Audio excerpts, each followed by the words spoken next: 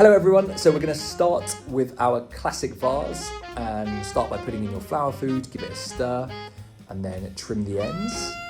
And in I go with my 2 Santini and 2 Alstroemeria facing opposite each other around the edge.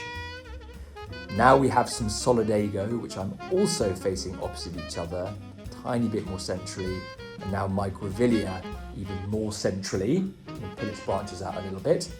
We've now got 1 rose, which will tuck in very nicely in amongst that Grevillea. And then 2 snapdragons. Again, you just slot them in using the nest for support.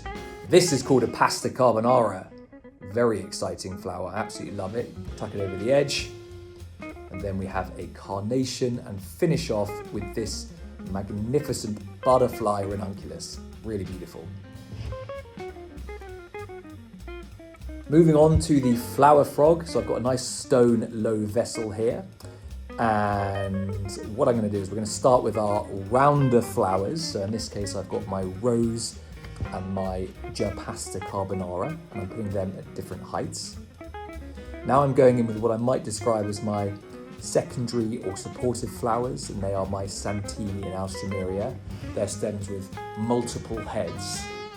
And I'm filling the gaps, again at different heights, working all the way around to create something that looks good on a table.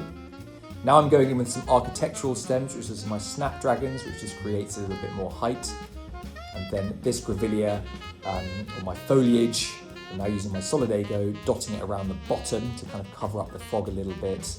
Grevillea is giving a bit more height. And then the carnation is a slightly more weedy stem along with the ranunculus. And again, you can tuck that at the bottom and give it a bit of width and wildness.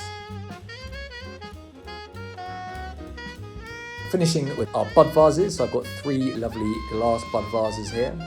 And what I really like to do is just trim everything to different heights. You don't need to use all of your stems at all.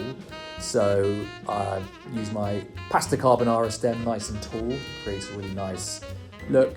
One of my roses, and then the carnations and a bit of the butterfly ranunculus in the third one. And that just looks quite architectural and lovely.